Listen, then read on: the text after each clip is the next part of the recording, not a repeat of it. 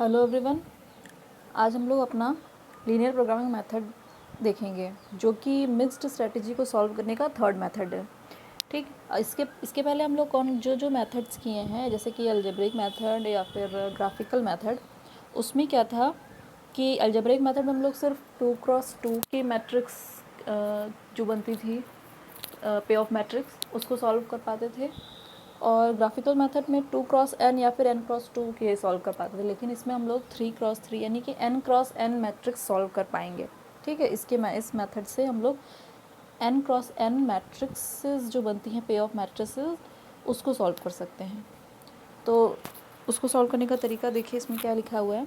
Step 1 में लिखा है apply minimax maximin principle and check for saddle point. सबसे पहले हम लोग क्या करना है, मिनिमैक्स या मैक्सिमिन प्रिंसिपल से मैक्सिमिन और मिनिमैक्स वैल्यू ले लेनी, उठा लेनी है, हम लोग को फाइंड कर लेनी है। ठीक, इसके बाद क्या करेंगे हम लोग, the maximin and minimax value will be represented by k1 and k2। और जो ये यहाँ पे देखिए k1 k2 से हम लोग उसको रिप्रेजेंट कर देंगे। और ये ही जो लिखा हुआ है कि k1 इज़ लेस और equal to v and v is less और equal to k is k2, इसका मतलब क्या है कि हम लोग को जो वैल्यू आएगी एक वैल्यू मिनिमम, जैसे कि दो नंबर्स होते हैं, हम लोग को अगर किसी भी वैल्यू मिलती है, हम लोग के पास दो नंबर्स आते हैं, या तो a मान लो a और b होते हैं, तो या तो a is greater than b होता है, या फिर a इक्वल टू b होता है, या तो a is less than b होता है। ठीक, तो यहाँ पर हम लोगों को इक्वल का तो चांस कम है मिलने का, या तो ग्रेटर मिलेगा या तो लेस मिलेगा, दो नंबर्स मिलेंगे। ठीक, तो एक जो छोटी वाली वैल्यू होगी उसको हम लोग k1 अज्यूम कर लेंगे, k1, और बड़ी वाली को k2। और जो v है ये क्या है, हम लोग का वैल्यू ऑफ द गेम है। वैल्यू ऑफ द गेम को v से रिप्रेजेंट करते थे हम लोग पहले भी, वही है यहाँ पर। तो हम लोग की जो उससे हम लोग को क्या पता चलेगा यहाँ पर मिनिमैक्स और मैक्सिमम प्रिंसिपल से, कि जो हम लोग की वैल्यू आएगी वैल्यू ऑफ द गेम वो होगी k1 और k2 के बीच में। इस तरह से हम लोग को उसको रिप्रेजेंट कर देना है। ठीक है, उसके बाद क्या करेंगे, फिर लिखा है स्टेप 3 में अज्यूम वैल्यू c, एक कांस्टेंट वैल्यू c उठाएंगे हम लोग, उस अज्यूम करेंगे। फिर स्टेप 4 में क्या लिखा है, to add c with each element of matrix and obtain new matrix. तो c को हम लोग पे ऑफ मैट्रिक्स के सारे एलिमेंट्स के से प्लस कर देंगे, और फिर हम लोग को एक नई मैट्रिक्स मिल जाएगी। c कैसे मिलेगा वो बताएंगे हम। फिर क्या है स्टेप 5 में, now to write the new matrix in the form of LPP। और उसके बाद हम लोग को जो मैट्रिक्स नई वाली मिलेगी उसको हम लोग इन द फॉर्म ऑफ LPP लिखेंगे, उसको रिप्रेजेंट करेंगे। फिर उसके बाद LPP के लीनियर प्रोग्रामिंग मेथड प्रॉब्लम्स में कन्वर्ट कर लेंगे उसको, फिर हम लोग सिंपलेक्स मेथड से सॉल्व कर देंगे। ठीक ठीक, ये लिखा है स्टेप नंबर 6 में क्या, now apply simplex method to obtain optimal strategies for players and value of the game. ठीक, तो क्वेश्चन देखिए, यहाँ पे तो बहुत शॉर्टकट था। क्वेश्चन में है solve 3x3 game by linear programming method whose payoff matrix is given by. Payoff matrix यहाँ पे दी हुई है PA PB। PA PB क्या है, A की स्ट्रेटेजीज़ हैं PA, और PB B की स्ट्रेटेजीज। यहाँ पे इसकी वो दिया हुआ है, पे ऑफ दिए हुए हैं मैट्रिक्स के अंदर ना। फिर सॉल्यूशन में पे ऑफ मैट्रिक्स को लिख दिया। फिर हम लोग क्या फाइंड किए, यहाँ पर ये है हम लोग का रो मिनिमा और ये है कॉलम मैक्सिमा। जैसे हम लोग पहले करते थे वही काम करेंगे यहाँ पर। इसमें से सारी सबसे मिनिमम, इसमें से मिनिमम, इसमें से मिनिमम उठा लिया। फिर उसके बाद क्या किए हैं, फिर इस कॉलम मैक्सिमा के लिए इसमें से मैक्सिमम, इसमें से मैक्सिमम, इसमें से मैक्सिमम उठा लिया। उसके बाद क्या करेंगे हम लोग, जो रो मिनिमा की तीनों वैल्यूज़ आई हैं उसमें से हम लोग मैक्सिमम उठा लेंगे। मैक्सिमम क्या है, -3। और यहाँ कॉलम मिनिमा से तीनों वैल्यूज़ क्योंकि सेम है तो हम लोग का मिनिमैक्स सेम 3 ही हो जाएगा। तो हम लोग की जो वैल्यू ऑफ द गेम मिलेगी वो क्या हो जाएगी, वो होगी, यहाँ पे देखिए k1 को हम लोग क्या अज्यूम कर लिए हैं, -3 जो छोटी वाली वैल्यू थी, और k2 को 3। फिर हम लोग जो value of the game v मिलेगा वो -3 से बड़ा होगा और 3 से छोटा होगा, है ना। -3 और 3 के बीच ही लाई करेगा हम लोग का वैल्यू ऑफ द गेम। ठीक, इतना काम हो गया कि कितनी स्टेप्स हो गए हम लोग के, 2 स्टेप हो गए। स्टेप 1 में हम लोग क्या किए, हम लोग मिनिमैक्स वैल्यू उठाए, मतलब फाइंड किए। उसके बाद फिर स्टेप 2 में k1 k2 को हम लोग v कि ये लेस और मतलब कि एक इनइक्वालिटी बना ली है। ठीक, फिर स्टेप 3 में क्या करेंगे स्टेप 3 में हम लोग सी अज्यूम करना था हम लोग को। सी स्टेप 3 में सी कैसे अज्यूम करेंगे, यहाँ पर ये देखिए, यहाँ पे पेंसिल से ये बनी हुई हम लोग की पे ऑफ मैट्रिक्स जो कि पीछे है, तो हम यहीं पे ऐसे बना लिए थे। ठीक, तो इसमें क्या करना है कि इसमें सबसे मिनिमम वैल्यू देखनी है। सबसे मिनिमम क्या है, ये सिर्फ सारी की सारी जो 9 पे ऑफ्स है ना यहाँ पर, ये 1 2 3 4 5 6 7 8 9, तो इसमें से सबसे जो मिनिमम वैल्यू होगी क्या है, इसमें सबसे मिनिमम -4। -4 को हम लोग यहाँ पे सब करना क्या है कि जो माइनस है उसको पॉजिटिव में कन्वर्ट करना है। इस तरीके की वैल्यूज़ हम लोग चूज़ करेंगे सी जो है। तो सी में यहाँ पर हम लोग सबसे मिनिमम या तो मान लो कि 1 प्लस करेंगे, तो ये वाला जो 1 है क्या हो जाएगा, यहाँ 0 हो जाएगा, लेकिन यहाँ पर -2, यहाँ पर -3, तो यहाँ पे नेगेटिव साइन नहीं हटेगा। तो हम लोग ऐसी वैल्यू यहाँ पर चूज़ करेंगे जिससे कि हर एक पे ऑफ का नेगेटिव साइन हट जाए। तो यहाँ पर सबसे छोटी वैल्यू है -4। -4 में हम लोग क्या प्लस करेंगे तो नेगेटिव साइन हट जाएगा। मिनिमम तो 4 होगा तो हम लोग को 0 मिलेगा, लेकिन हम लोग उससे एक बड़ा लेंगे ताकि हम लोग को 0 ना मिले, 1 मिले। तो ऐसे ही सी अज्यूम करना है हम लोग को। कैसे कि सबसे मिनिमम वैल्यू उठाई, उसकी पॉजिटिव वैल्यू ले लिया, क्योंकि हम लोग मिनिमम माइनस में ही होगा ना, तो उसकी पॉजिटिव वैल्यू ले लिए हम लोग और उससे एक बड़ा वैल्यू ले लिए। जैसे कि -4 है तो उसकी पॉजिटिव वैल्यू 4 होगी और +1 5, तो यहाँ पर हम लोग सी हो गई हम लोग की 5। ऐसे ही हर क्वेश्चन हम लोग को सी अज्यूम करना है। ठीक, तो सी हो गया हम लोग का यहाँ पर स्टेप नंबर 3 में c = 5। फिर स्टेप 4 में क्या करना है, इसको प्लस करना है सारे पे ऑफ्स के साथ। तो प्लस करेंगे तो हम लोग को ये मैट्रिक्स मिल जाएगी। ठीक, अब स्टेप नंबर 5 में क्या करना है कि इसको LPP में कन्वर्ट करना है। LPP में कैसे कन्वर्ट करना है, यहाँ पे देखिएगा। हाँ, तो देखिए स्टेप 5 है, now converting given LPP into given matrix into LP of PB। LP माने लीनियर प्रोग्रामिंग ऑफ PB, यानी कि ये जो लिखा है, ये यहाँ जो प्लेयर है PB, जो प्लेयर नंबर B है, मतलब प्लेयर जो B है उसके अकॉर्डिंग हम लोग LPP फॉर्म करेंगे। PA प्लेयर A के करस्पॉन्डिंग नहीं कर रहा है ना, हम लोग प्लेयर B के करस्पॉन्डिंग कर रहे हैं। तो पहले प्लेयर B का देख लीजिए, फिर प्लेयर A का भी बता देते हैं। फिर देखिए क्या लिखा है कि लेट y1 y2 y3। तो लीनियर प्रोग्रामिंग प्रॉब्लम में क्या होता है, कुछ ऑब्जेक्टिव फंक्शन होता है सबसे पहले, जो कि इस फॉर्म का होता है, मैक्सिमम या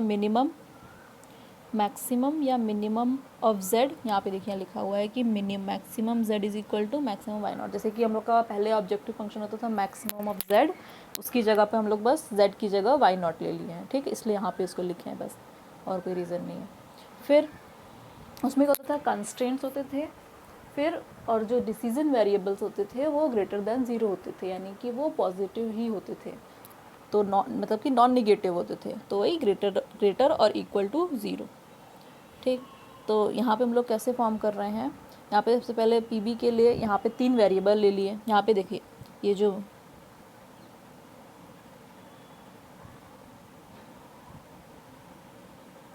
यहाँ पे जो मैट्रिक्स बनी हुई है ये वाली, यहाँ पर हम लोग क्या किए हैं कि PB के रिस्पेक्ट में करना है हम लोग को LPP फॉर्म। तो यहाँ पे 3 वेरिएबल ले लिए, y1 y2 y3 ले लिए।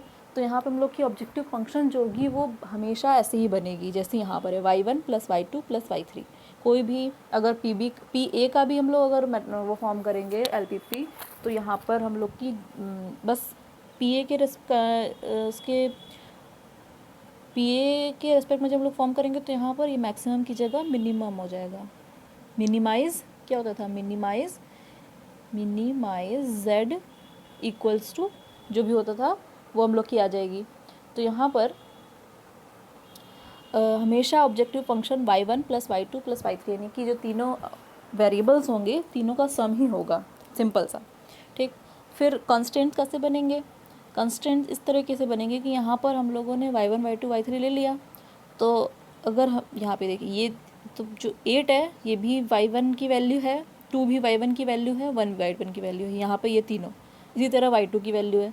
तो अगर हम लोग इसके कंस्ट्रेंट अगर इस तरह से बनाना चाहें कि 8 यहाँ पर अगर 8y1 प्लस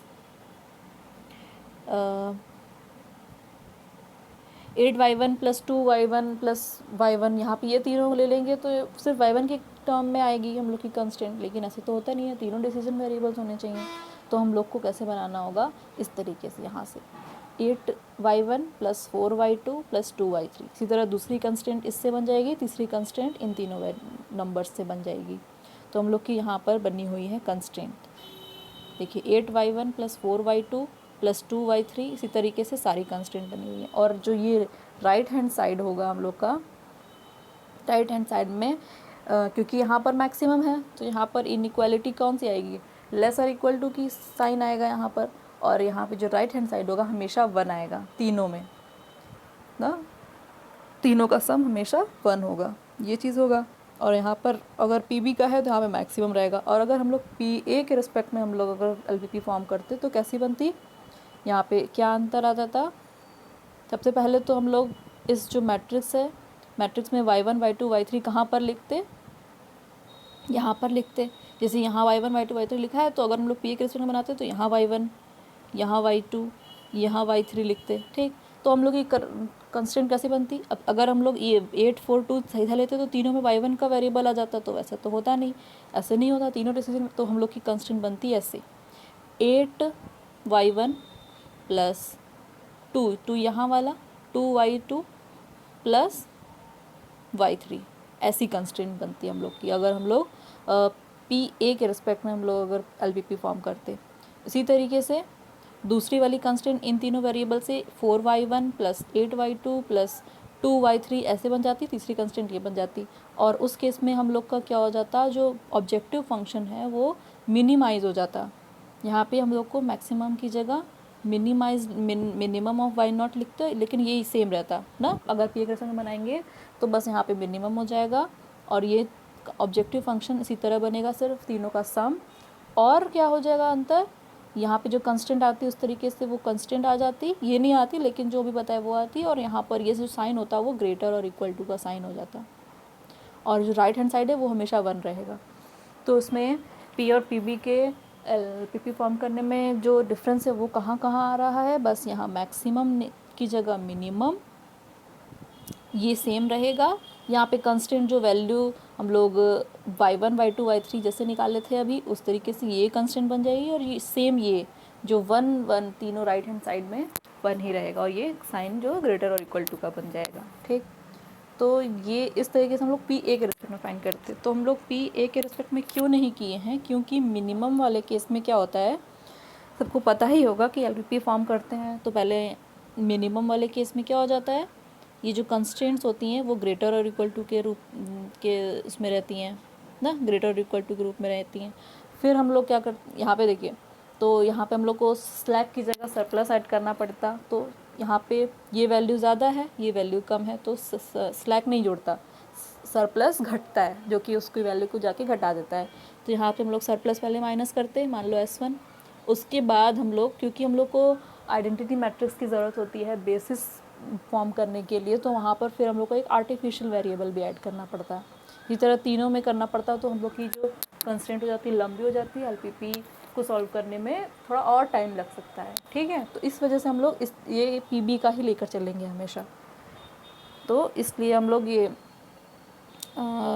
जो कंस्ट्रेंट्स हैं और जो एलपीपी है वो पी ए के रिस्पेक्ट में नहीं बल्कि पीबी के रिस्पेक्ट में बनाए हैं, बस यही कारण है। और बाकी जैसे बना है तो बता ही दिया कैसे बन सकता है पी ए के रिस्पेक्ट में। अगर आप लोगों को करना हो तो आप लोग खुद से भी उसको बनाकर देखकर कर सकते हैं, ठीक। तो इस तरीके से हम लोग की एलपीपी बन गई। एलपीपी बनने के बाद ये तीनों डिसीजन वेरिएबल्स ग्रेटर और इक्वल टू 0 हो गए, ठीक। ये हो गई हम लोग की कंप्लीट एलपीपी तैयार। अब हम लोग को स्टेप 6 पे जाना है। स्टेप 6 क्या है, टू अप्लाई सिंपलेक्स मेथड। अब हम लोग को नॉर्मली जो हम लोग पहले से करते आए हैं सिंपलेक्स मेथड अप्लाई करना। उसके पहले सबसे पहले हम लोग को क्या करना होगा, यहाँ पर लेस है ये वाली जो इधर वाला जो लेफ्ट हैंड साइड है वो कम है 1 से, तो हम लोग क्या करना पड़ेगा, यहाँ पे स्लैक वेरिएबल ऐड करेंगे ना, स्लैक वेरिएबल यहाँ पर ऐड करेंगे प्लस S1 जो भी नीचे लिए हों जो भी है, यहाँ पे S2, फिर यहाँ पे S3, यहाँ पर हम लोग ऐड कर देंगे इस जगह पर, लेस और इक्वल टू के उधर, तो इक्वालिटी आ जाएगी। उसके बाद फिर हम लोग उसको बेसिस में डाल करके एलपीपी सॉल्व करेंगे। तो लिखा है क्या स्टेप 6 में, first of all we convert the obtained linear programming problem into standard form. कैसे स्टैंडर्ड फॉर्म में कैसे कन्वर्ट कर लिया? स्लैक हम लोग क्या क्या लिए हैं यहाँ पर? स्लैक लिए हैं y4, y5, y6। तो उसका जो ऑब्जेक्टिव फंक्शन में जो वैल्यू आएगी वो कोफिशिएंट क्या हो जाएगा? यहाँ पर 0 रहेगा, क्योंकि यहाँ पर तो है नहीं, तो उसी कोफिशिएंट में 0 डाल दिए हैं। उसके बाद यहाँ पर y4 ऐड किए, यहाँ पर y5 और नीचे होगा y6। ठीक, तो हम लोग की बन गई क्या? और स्टैंडर्ड एलपीपी बन गई। अब हम लोग ये जो स्लैक वेरिएबल्स हैं वो भी पॉजिटिव हैं, तो ये सारी चीज़ें यहाँ पे नीचे लिख दिए गए हैं। ठीक है, ये सब। फिर क्या है? फिर लिखा है the first iteration simplex table is given by. First iteration simplex table क्या है? सबसे पहले तो हम लोग क्या करते हैं, इसमें सबको मालूम ही होगा, बस हम थोड़ा सा जल्दी में बता देते हैं। सारे के सारे वेरिएबल्स लिखें यहाँ पे y1, y2, y3, ये तीनों वेरिएबल्स हम लोग की जो डिसीजन वेरिएबल्स वो हैं, और y4, y5, y6 क्या हैं? ये सब स्लैक वेरिएबल्स हैं, क्योंकि एक जैसा दिखे इस वजह से y4, y5, y6 ही ले लिया है। फिर ये सारी जो वैल्यूज़ इसमें लिखी हुई हैं ये सारी कॉन्स्टेंट्स के उसमें से लिए गए हैं, कॉन्स्टेंट के कोफिशिएंट से। एक्स बी क्या है? एक्स बी जो राइट हैंड साइड था वो है हम लोग का, और यहाँ पर y4, y5, y6 क्या है? जो बेसिस बना रहे हैं जो वेक्टर्स वो हैं, ये देखिए 1 0 0 0 0 1 0 1 1 0 ना, हम लोग ऐसे ही लिखते हैं यहाँ पर हमेशा। जो पहला मेथड था सेम वही है, पहले जैसे हम लोग करते आए हैं। फिर क्या किए हैं यहाँ पर वाई नॉट, हम लोग को यहाँ पर एक चीज़ ऐड करनी है कि यहाँ पे हम लोग को वाई नॉट की वैल्यू निकालते चलना है, और ना वाई नॉट की वैल्यू निकालते चलना है, सब में हम लोग निकालेंगे वाई नॉट की वैल्यू, फिर लास्ट में उसका यूज़ है, क्योंकि ये सिम्प्लेक्स मेथड तो है नहीं, तो सिम्प्लेक्स मेथड से सॉल्व ज़रूर किए हैं, लेकिन आंसर हम लोग थोड़ा अलग तरीके से निकालेंगे इसका। तो वाई नॉट की वैल्यू निकालते चलना है, और वाई नॉट की वैल्यू आएगी क्या? C B into X B. C B ये है हम लोग की, और एक्स बी ये है। सी बी को हम लोग ऐसे भी लिख सकते हैं कि ये सी बी का ट्रांसपोज है ना, क्योंकि जो मैट्रिक्स है ना ये दोनों, ये देखिए 0 0 0 और 1 1 1, यही है सी बी एक्स बी हम लोग की। तो ऐसे तो मल्टीप्लाई होती नहीं है, तो हम लोग यहाँ पे हम लोग चाहें तो C B transpose into X B भी लिख सकते हैं। इसी तरह होगा, क्योंकि यहाँ पे फिर 0 0 0 हो जाएगा सी बी, और हम लोग की 1 1 1 ये मैट्रिक्स आ जाएगी, तो उसको मल्टीप्लाई करेंगे तो 0 ही आएगा। सारी चीज़ें वैसी ही हैं, बस ये है कि आप लोग लिखना चाहें उसको ट्रांसपोज तो लिख सकते हैं, क्योंकि हम लोग ट्रांसपोज से ही मल्टीप्लाई कर रहे हैं, ऐसे नहीं कर रहे हैं। ठीक, तो सारी टेबल वैसी बनी हुई है। जेड जे कैसे निकला है? जेड जे कैसे निकलता था? सी बी इंटू ये Y J, C B into Y J किए हैं हम लोग। सी बी यानी कि C B transpose into Y J क्या है? ये है y1, y2, y3, y4, y5, y6, यही हम लोग का वाई जे में कैसे इंटू किए हैं? सी बी ट्रांसपोज लिए तो हम लोग को क्या मिल गया? अगर हम लोग सी बी ट्रांसपोज लिए तो हम लोग को सबसे पहली इटरेशन में तो 0 0 0 ही मिलेगा। ठीक, उसके बाद फिर y1 जो वेक्टर है उसकी जो तीनों नंबर्स हैं हम लोग के पे ऑफ्स में, उसको लिख लिया, क्या क्या हैं? 8 2, इसी तरह जो भी है उसको मल्टीप्लाई करेंगे तो सब में 0 ही आएगा। ठीक, तो वही चीज़ लिखा गया है यहाँ पे, देखिए आप लोग को सब 0 दिखेगा, क्योंकि यहाँ पर 0 है, तो सी बी में इस ये पूरे का मल्टीप्लाई करेंगे 0 0 0 इंटू 8 2 1, यानी कि y1, y2, y3, y4, y5, y6, तो सब में 0 ही आएगा। सी जे हम लोग का जेड जे ऐसे निकला, जेड जे मतलब z1, z2, z3 ये सब ना, इसी तरह जैसे y1 है y1 z1, मतलब कि हम क्या कह रहे हैं? C B transpose y1 equals to z1, ये बोल रहे हैं। C B transpose y2 equals to z2, यही है बस, क्योंकि सेम वैल्यू है दोनों, तो दोनों जे की वैल्यू 1 रखोगे तो दोनों जगह 1 आएगा, जे की वैल्यू 2 रखोगे तो दोनों जगह 2 आएगा, बस ये बोल रहे हैं और कुछ नहीं। फिर हम लोग क्या किए हैं, जेड जे माइनस सी जे। सी जे क्या है, जो हम लोग के कोफिशिएंट्स हैं ऑब्जेक्टिव फंक्शंस में वो हैं, ऊपर लिखे हुए हैं जिसको, ये 1 1 1। ठीक, तो जेड जे माइनस सी जे करेंगे तो हम लोग को क्या चाहिए, हम लोग को पॉजिटिव वैल्यू चाहिए। निगेटिव आएगा तो हम लोग उसको क्या करेंगे, यहाँ से निकाल देंगे। तो यहाँ पर तो सेम वैल्यू आ रही है, और जो मोस्ट नेगेटिव होता है उसको निकालते हैं। फिर हम लोग रेशियो से चेक करते हैं कि किसको, फिर रेशियो निकालते हैं, रेशियो में जो मिनिमम होता है फिर उसको इंटरसेक्शन लेते हैं, उसको सॉल्व करते हैं ना। जैसे कि मान लो देखो जेड जे तो आ गया, यहाँ तक हो गया। अब जेड जे माइनस सी जे हम लोग को क्या चाहिए, Z J minus C J is greater और इक्वल टू 0 चाहिए। 0 भी हो सकता है और पॉजिटिव भी हो सकता है। तो यहाँ पर हम लोग को, क्योंकि यहाँ पे जो ये ऊपर वैल्यू 0 थी और ये जो जेड जे था ये 0 था, तो हम लोग को यहाँ 0 0 0 मिल गया। लेकिन यहाँ पर 1 था, 1 जेड जे माइनस सी जे क्या किया हम लोग, 0 माइनस 1, यहाँ पे 0 है, यहाँ पे 1 है, तो 0 माइनस 1 यहाँ पे 1 आ गया। इसी तरह यहाँ वहाँ तीनों जगह 1 आ गया। और इसमें हम लोग चेक करते हैं कि मोस्ट नेगेटिव कौन सा है, लेकिन यहाँ पर तो तीनों सेम है। तो हम लोग बस ऐसे ही आर्बिट्रेरीली पहले उठा लिए, क्योंकि दूसरी तीसरी बाद में उठाएंगे, पहले ही y1 ही उठा लिए, क्योंकि तीनों सेम है तो कोई भी उठा सकते हैं। आप लोग y2 भी ले सकते हैं, हम y1 लिए हैं। तो y1 को हम लोग क्या किए कि इसको मान लिए कि ये लीविंग वेक्टर है, ये y1 जो है लीविंग वेक्टर है। तो y1 जब लीविंग वेक्टर हो गया तो हम लोग अब क्या चेक करते हैं, एक्स, यहाँ देखिए यहाँ लिखा हुआ है x B minus Z J, यानी कि x B by Z J लिखा है, सॉरी। तो x B by Z J मतलब कि वाई जे, तो एक्स बी 1/8 यहाँ पे लिखा है 1/8। फिर 1/2 करते हैं, फिर 1/1 करते हैं। तो यहाँ पर जो मिनिमम वैल्यू आती है, इन तीनों में जो मिनिमम वैल्यू आएगी उसका हम लोग क्या करेंगे, हम लोग इंटरसेक्शन लेते हैं। यहाँ पे ये मिनिमम आया, ये देखिए ये यहाँ से ऐसे गया है इसमें, और ये यहाँ से इसमें आया है, ये यहाँ से चली गई लाइन, ये यहाँ से चली गई, कटी कहाँ पे, ये वाली वैल्यू पर, 8 वाली पर। तो हम लोगों को क्या मिल गया है, 8 यहाँ पे इंटरसेक्ट किया है। तो 8 जो ये यहाँ पे, इसका मतलब कि ये जो y4 होगा जो इंटरसेक्ट किया है वहाँ पर हम लोग को 1 बनाना होता है, तो सबको पता ही है। और यहाँ पे जो वेक्टर आता है इसके सामने, यहाँ पे जो वेक्टर आया ये हम लोग का लीविंग वेक्टर बन जाएगा, यानी कि y4। तो हम लोग y1 को इंटर करा रहे हैं और y4 को लीव करा रहे हैं, तो y4 की जगह हम लोग का जो अगले टेबल में क्या आ जाएगा, y1 आ जाएगा। ठीक, ये था सिंपलेक्स मेथड बता रहे हैं, जो कि आप लोग को पहले से आता ही होगा। तो फिर यहाँ पे देखिए दूसरा टेबल है ये, यहाँ पे हम ऊपर नहीं लिख पाए थे, तो यहाँ पे फर्स्ट इटरेशन लिखी हुई है, क्या, फर्स्ट इटरेशन लिखी है, introduce y1 and drop y4। ठीक, तो इसको हम लोग ऊपर भी लिख सकते हैं आप लोग।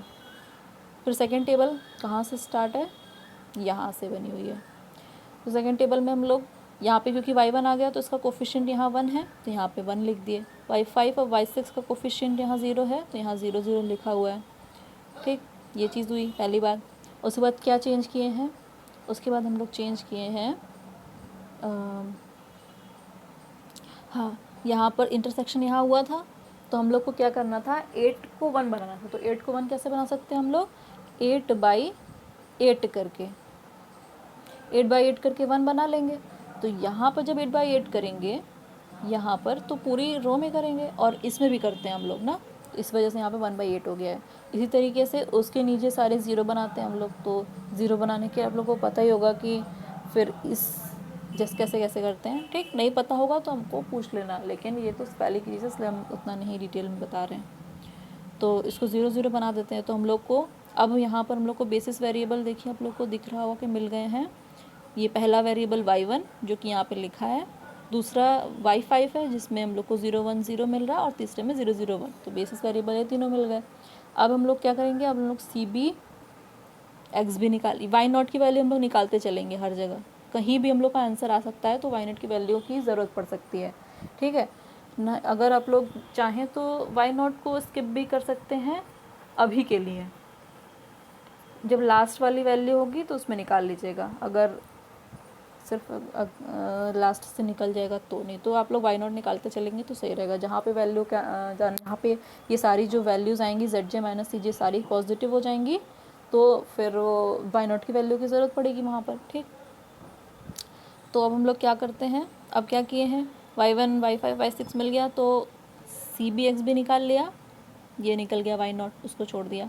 अब हम लोग को जेड जे निकालना है। जेड जे कैसे निकलेगा, वही पुराना वाला तरीका, क्या, सी बी ट्रांसपोज इंटू ये सारे वेक्टर्स एक्स जे सॉरी वाई जेज, तो सी बी इंटू यहाँ पे वाई जे बदल गए हैं तो यहाँ पे वैल्यूज़ भी अलग अलग हो जाएंगी, ये वाली ये वैल्यू जेड जे की, फिर जेड जे की वैल्यू बदलेगी तो फिर सी जे की वैल्यू भी बदल जाएगी। तो हम लोग अब जेड जे माइनस सी जे फिर निकाल लिए। तो अब हम लोग को क्या मिला, हम लोग को मिला सबसे मोस्ट नेगेटिव, ये दोनों नेगेटिव है, -1/2 -3/4 में मोस्ट नेगेटिव कौन सा है, छोटी वैल्यू जो ज़्यादा नेगेटिव है, जिसको पॉजिटिव बनाने के लिए ज़्यादा वैल्यू प्लस करनी पड़ेगी ना, हाफ में हाफ प्लस करना पड़ेगा, लेकिन 3/4 में +3/4 प्लस करना पड़ेगा। तो ये मोस्ट नेगेटिव वैल्यू को उठाया, ये हम लोग की वैल्यू, ये तो इसके ऊपर कौन सा वाई वेक्टर है, y3 है, तो हम लोग का जो y3 है वो इंटरिंग वेक्टर हो गया, इंटरिंग वेक्टर हो गया। तो अब ये वाले रो, ये जो कॉलम है इसके जो पे ऑफ्स हैं इसको ऐसे डिवाइड करेंगे एक्स बी के, तो एक्स बी बाई y3 के सारे वेक्टर्स को डिवाइड करेंगे तो हम लोग को क्या मिल जाएगा, ये वैल्यूज़ मिल जाएंगी। इन तीनों वैल्यूज़ में जो मिनिमम होगी उसको हम लोग जाके इंटरसेक्ट कराएंगे, ऐसे इंटरसेक्ट कराया तो हम लोग को ये वैल्यू मिली ना। इंटरसेक्ट कैसे कराएं हम लोग, इसको ऊपर लेकर गए हैं और इसको इधर लेकर आए हैं, तो हम लोग को ये वैल्यू मिली जहाँ पर हम लोग को 1 बनाना है, और हम लोग का लिविंग वेक्टर क्या मिला, यहाँ पर ये मिला, ये इस पे आया ना वैल्यू, इंटरसेक्ट यहाँ पे आके इसको कट किया तो ये जो y6 है वो हो जाएगा हम लोग का लिविंग वेक्टर, ठीक। तो इसी तरीके से अब यहाँ पे हम लोग इस जगह पे 1 बनाएंगे तो क्या करना, इसको 1 बनाने के लिए 4/31 से इसे इंटू करना पड़ेगा। अब इसमें 4/31 से इंटू करेंगे तो ये पूरी रो में करना पड़ेगा और इसमें भी करना होगा। तो अब इसको इसी तरीके से आगे बढ़ाएंगे, और इन दोनों जगह पर 0 बनाने के लिए हम लोग को सॉल्व करना पड़ेगा। तो सारी, और इसको भी जो ऑपरेशन रो ऑपरेशन हम लोग लगाएंगे वो यहाँ पर भी लगाते चलेंगे, क्योंकि एक्स बी की वैल्यू भी चेंज होती रहती है इसी के साथ साथ, ठीक। तो यहाँ पर हम लोग को क्या मिला है, फर्स्ट इटरेशन में तो मिला था कि introduce y1 and drop y4, लेकिन सेकेंड इटरेशन में मिला है कि y3 introduce y3 and drop y6 ना, ये यहाँ पर मिला है, ये हम लोग को y3 इंट्रोड्यूस हो रहा है और y6 जो है वो लीव कर रहा है। उसके बाद फिर अगला टेबल बनाएंगे, अगले टेबल में क्या हो जाएगा, y6 की जगह हम लोग को y3 लिख देना है बस, और बाकी चीज़ें आप लोग को सॉल्व करनी है जो पे ऑफ्स हैं उसको। तो y6 की जगह y3 आ गया, और y3 का जो कोफिशिएंट देखिए यहाँ पे 1 है तो यहाँ पे 1 भी लिख दिया है, और y1 का 1 था ही और y5 का 0 है, ठीक। ये तो हो गई वाली बात इसकी। अब इसको भी सेम तरीके से सॉल्व करना है।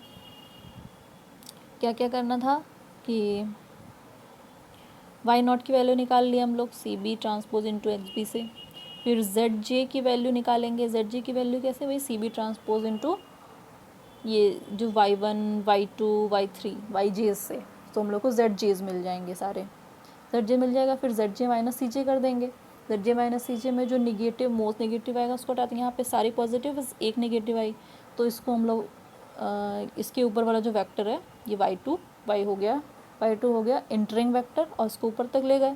अब y2 से हम लोग क्या किए, जो वैल्यूज़ हैं इसको इससे डिवाइड करेंगे, एक्स बी बाई y2 करेंगे सारी, इसी की इस एक्स बी की फर्स्ट वाली वैल्यू से इसको डिवाइड करेंगे, सेकंड वाली वैल्यू से इसको, थर्ड वाली वैल्यू से इसको ना, जैसे करस्पॉन्डिंग वैल्यूज़ होती हैं उससे। तो हम लोग को क्या मिला, यहाँ पे ये मिनिमम वैल्यू मिली, तो यहाँ से हम लोग क्या करेंगे, इंटरसेक्ट कराएंगे। कैसे इंटरसेक्ट कराएंगे, y2 वाली ऊपर लेकर जाएंगे और ये वाली इधर लेकर आएंगे, तो हम लोग को क्या मिला, ये हमारे यहाँ वाली वैल्यू मिली, इसको हम लोग क्या बोलते हैं, चलो, तो ये वाली जो वैल्यू मिली की रोज़ की कॉलम्स बोलते हैं ना, ये हम लोग की कॉलम्स हैं, ये की रो है, की वेक्टर है, ये जो वेक्टर होता है यहाँ पे उसको बोलते हैं की वेक्टर। तो ये सारी तो पहले की चीज़ें हैं।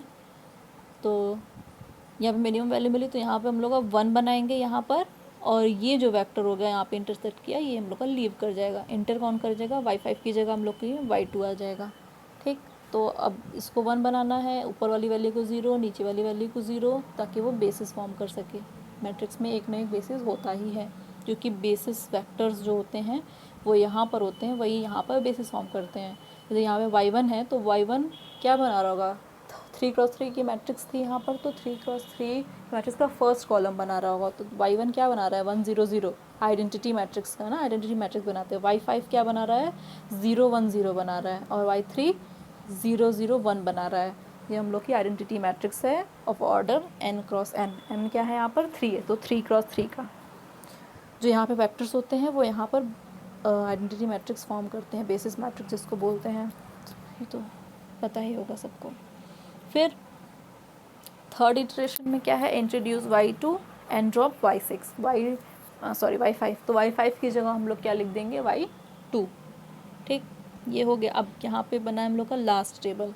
लास्ट टेबल क्या है, यहाँ पे देखिए ये वाली रो छोड़ दिए हैं हम, तो क्योंकि यहाँ पे हो गया था उस वजह से छोड़ दिए हैं। y0 की वैल्यू फिर भी निकालेंगे आप लोग।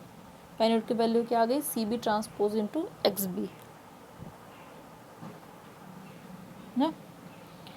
और हम लोग के बेसिस में कौन कौन से वेक्टर्स हैं, बेसिस में y1 y2 y3 लाइन से हैं, तो y1 वाला फर्स्ट रो कॉलम बना रहा है आइडेंटिटी मैट्रिक्स का, y2 वाला सेकंड, y3 वाला थर्ड, ये तो सबको मालूम है। फिर zj की वैल्यू निकाले और zj माइनस cj की वैल्यू निकाले, कैसे, CB ट्रांसपोज इंटू yj से। तो उससे हम लोग को क्या मिला कि सारी की सारी वैल्यूज़ पॉजिटिव मिल गई, तो हम लोग की जो मैट्रिक्स है वो ऑप्टिमम मैट्रिक्स बन गई। अब क्या करना है हम लोग को, अब हम लोग को सॉल्यूशन फाइंड करना है। सॉल्यूशन कैसे निकलेगा, तो देखिए, finally we have got our optimum table in which y1 equals to 1/14। y1 की वैल्यू यहाँ पर जो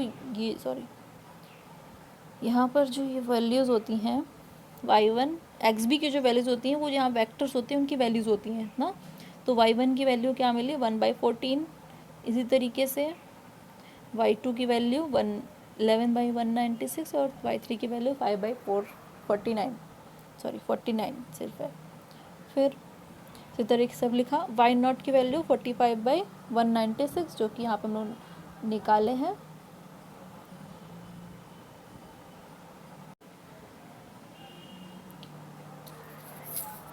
ठीक, फिर क्या है, y0 y1 y2 y3 की वैल्यू आई है यहाँ पर।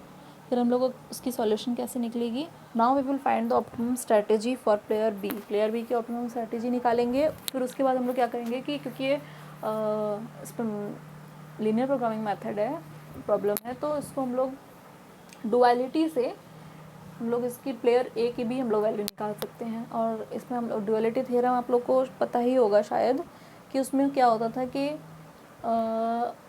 जो ऑप्टिमम वैल्यू होती है, ऑप्टिमम सॉल्यूशन होता है किसी प्राइमल या फिर डुअल का, तो अगर वो फाइनाइट होता है, तो जैसे मान लो कि प्राइमल का ऑप्टिमम सॉल्यूशन फाइनाइट है तो डुअल का भी सेम ऑप्टिमम सॉल्यूशन मिलेगा। उसी तरीके से अगर डुअल का ऑप्टिमम सॉल्यूशन फाइनाइट है अगर, तो वही सेम प्राइमल का भी ऑप्टिमम सॉल्यूशन मिलता है। ये हम लोग की डुअलिटी की थ्योरम होती है, तो उसी से हम लोग इसको सॉल्व करेंगे। उसी से हम लोग डुअलिटी से प्लेयर ए की हम लोग ऑप्टिमम स्ट्रेटेजी निकाल लेंगे।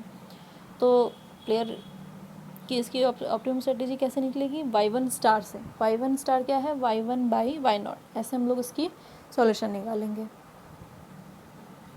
ठीक, तो y1 की वैल्यू रख दिया, y0 की वैल्यू रख दिया, ये तीनों आ गया। ठीक, और वैल्यू ऑफ द गेम क्या है, v स्टार कैसे निकलेगा, 1/y0 माइनस c, क्योंकि हम लोग c को अलग से प्लस किए थे ना यहाँ पर, तो इस वजह से हम लोग 1/y0 इन माइनस c कर रहे हैं। ये वैल्यू निकाल लिया। डुअलिटी से कैसे निकाले हैं, making use of duality the optimum strategies for player A are obtained as x1 x, यहाँ पे देखिए, क्योंकि प्लेयर बी का y1 y2 y2 y3 ले लिया था, तो यहाँ प्लेयर ए के लिए हम लोग x1 x2 x3 का यूज़ करेंगे। और x1 x2 x3 की जो वैल्यूज़ हैं वो ये हैं। कैसे ये हैं, ये तो आप लोग को पता ही होगा डुअलिटी में, कि यहाँ पर जो ये तीनों वैल्यूज़ होती हैं, यहाँ पर ये जो तीनों वैल्यूज़ होती हैं, ये ये हम लोगों ये जो है ये 3, ये हम लोगों की जो प्राइमल के जो वेरिएबल्स होते हैं उसकी वैल्यू होती है अगर ये डुअल है, और अगर ये प्राइमल है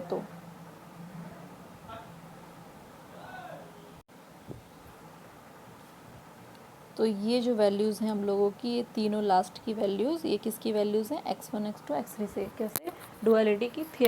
डुअलिटी का यूज़ करने से। ये जो तीनों वैल्यूज़ होती हैं वो किसकी होती हैं, जो हम लोग का डुअल वेरिएबल होता है उसके वेरिएबल की वैल्यूज़ होती हैं, ठीक। और अगर हम लोग डुअल निकाल करके इसका सॉल्व किए होते हैं अगर, तो ये माइनस में वैल्यूज़ आ जाती। ये तो आप लोगों को पहले से मालूम होगा, तो इस पर ज़्यादा डिटेल में नहीं जाते हैं। तो x1 x2 x3 की वैल्यू ये तीनों आ गई। फिर x1 की वैल्यू क्या मिलेगी हम लोग को, जैसे वहाँ पर y1 बाई वाई नॉट किया था, उसी तरीके से x1 by Y nought, x2 by Y nought, x3 by Y nought, ठीक। ये तीनों वैल्यूज़ निकाल लिए। वैल्यू ऑफ द गेम निकाले थे यहाँ पर कहीं पर, हाँ वैल्यू ऑफ द गेम तो निकाले हैं, तो बस यहाँ पर हम लोग सारी वैल्यूज उठाकर एक साथ रख दिए हैं किस। तो hence the optimum solution of the given problem is SA। Player A की जो ऑप्टिमम स्ट्रैटेजीज़ हैं, A1 की, A2 की, A3 की, फिर प्लेयर बी की ऑप्टिमम स्ट्रैटेजीज़ जो हैं वो उसकी वैल्यूज़ लिखी हुई हैं, और वैल्यू ऑफ द गेम ये है, ठीक। तो आप लोग को अब क्या करना है कि क्वेश्चन जो दिया हुआ है इसको सॉल्व करना है।